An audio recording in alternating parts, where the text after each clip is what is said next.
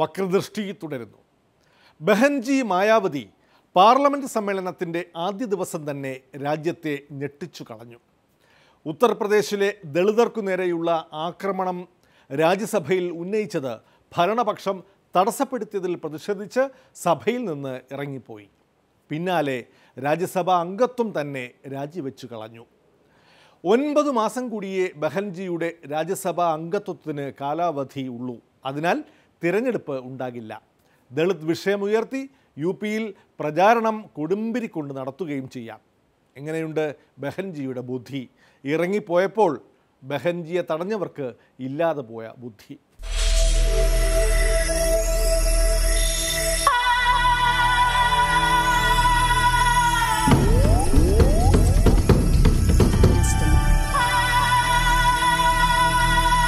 माया माया माया अंत माया छाया छाया छाया अंत छाया माया माया माया अंत माया छाया छाया छाया।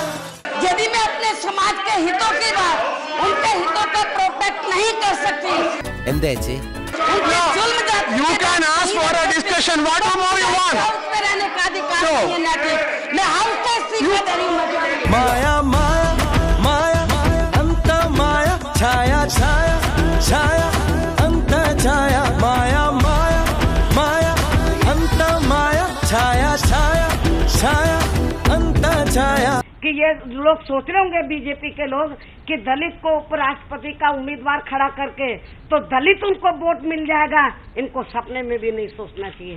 सत्यवाणो ही പറയുന്നേ आज पूरे देश के अंदर, पार्लियामेंट के अंदर, राज्यसभा के अंदर जो सहारनपुर में जो शब्बीरपुर जो दलित उत्पीड़न कांड हुआ है, जब मुझे इस सरकार ने बोलने नहीं दिया है तो ये इनकी नोटंकी नहीं है तो क्या है?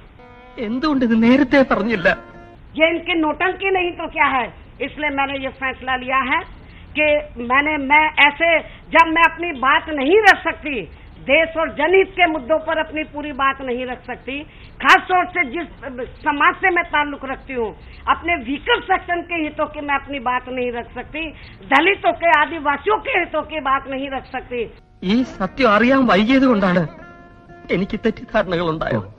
तो मुझे इस हाउस में अब रहने का कोई अधिकार नहीं है, इसलिए मैंने राज्यसभा से इस्तीफा देने का फैसला लिया। माया माया अंत माया छाया छाया छाया अंत छाया माया माया माया अंत माया छाया छाया छाया अंत छाया। ഒരു ഇടവേള കൂടി. പാർട്ടി കലാപ ആലയങ്ങൾ. ഇടവേളയ്ക്ക് ശേഷം. തനിക്ക് കോളേജിനെ കുറിച്ചൊന്നും അറിയില്ലല്ലേ? ഇത് അടിക്ക് പേര് കേട്ട കോളേജാ.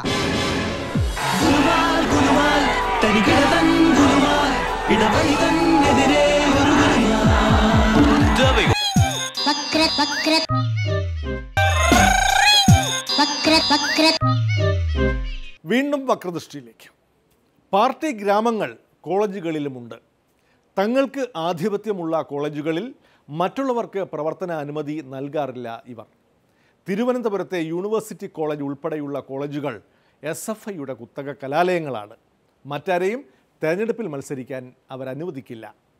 തിരുവനന്തപുരത്തെ MG കോളേജ് പോലെയുള്ള NSS കോളേജുകൾ ABVPക്കാർ തറവാട്ട് സ്വത്താക്കി വച്ചിരിക്കുകയാണ്.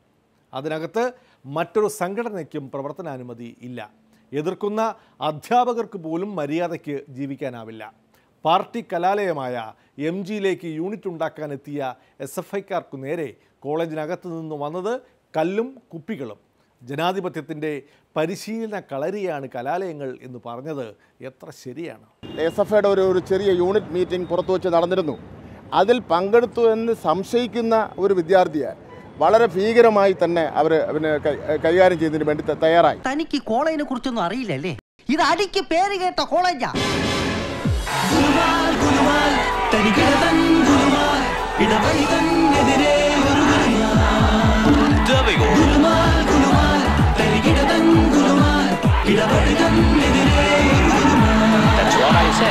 കാണാത്തത് കണ്ടു നടക്കണ കാഴ്ചക്കാരുടെ നാടാണ്. എഴുതാപ്പുറമെല്ലാം വായിച്ചാനന്ദിക്കണ നാടാണ്. ഇടവും പലവും തിരിയും നേരും പിടിയും വലിയും പതിവാണ്. MG കോളേജിൻ്റെ 4-5 ക്ലാസ് മുറികൾ ABVP കൈയടക്കി വയ്ക്കുകയും മാരകമായ ബോംബ്, അതുപോലുള്ള വാള്, വടിവാള് തുടങ്ങിയ മാരക ആയുധങ്ങൾ പോലീസ് കണ്ടെടുക്കുകയും ചെയ്തു. നീ കാണ് കണ്ടോ? അയ്യോ, എല്ലാം നിത്യോപയോഗ സാധനങ്ങളാണ്. പേനാക്കത്തി മുതൽ പഴയ പോർച്ചുഗീസ് ഗറില്ലകൾ ഉപയോഗിക്കുന്ന പോർച്ചക്കത്തി വരെയുണ്ട്. അരിവാൾ കാറിലുണ്ട്. അതിൻ്റെ പുറത്ത് പോലീസ് കേസെടുക്കുകയും ചെയ്തിട്ടുണ്ട്. അതിനുശേഷം ക്യാമ്പസിനകത്ത് ഒരു സ്റ്റുഡൻറ് ഓർഗനൈസേഷനും പ്രകടനം പാടില്ല എന്ന് പറഞ്ഞിട്ടുണ്ട്. ഇവിടെ SFIക്കാരൻ ആണെന്ന് തോന്നിയാൽ മതി, അല്ലെങ്കിൽ SFIയുടെ ഒരു ഇടതുപക്ഷ കുടുംബത്തിൽ നിന്ന് വന്ന വിദ്യാർത്ഥി ആണെന്ന് തോന്നിയാൽ മതി, ഇവിടെ ക്യാമ്പസിലിട്ട് ആൺകുട്ടികളെയും പെൺകുട്ടികളെയും ABVPക്കാർ ഭീകരമായി തല്ലുകയാണ്.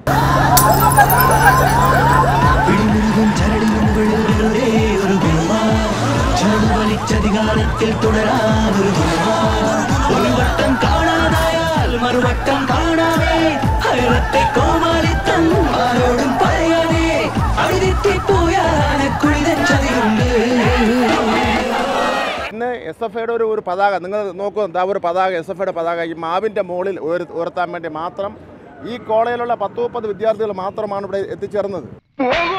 എങ്ങോട്ട് പോകാൻ? പാലവരത്തിലേക്ക് പോകൂ. ഞാൻ പാലായിക്ക് പോക്കോളാം. അവരെ RSSൻ്റെയും ABVPയുടെയും ഈ തിരുവനന്തപുരം സിറ്റിയിലെ അറിയപ്പെടുന്ന ഗൂണ്ടകൾ, വേണ്ട സമയത്ത് നല്ല വാക്കും വരില്ല, ഗൂണ്ടകൾ ഇവിടെ കല്ലെറിഞ്ഞു. SFIയുടെ ജില്ലാ സെക്രട്ടറി പ്രതിനും SFIയുടെ ജില്ലാ പ്രസിഡന്റും വളരെ ഭീകരമായി ഉള്ള പരുക്കാണ് ഏറ്റ് അവർ മെഡിക്കൽ കോളേജിൽ ചികിത്സയിലാണ്.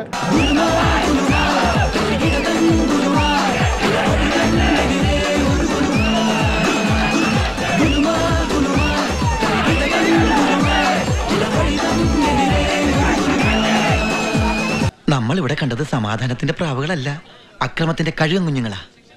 ഇവിടെ എന്ത് നടന്നാലും നീ ഒന്നിലും ഇടപെടരുത്. ഇതോടെ ഇന്നത്തെ വക്രദൃഷ്ടി സമാപിക്കുന്നു. വീണ്ടും നാളെ ഇതേ സമയം കാണാം. നന്ദി, നമസ്കാരം.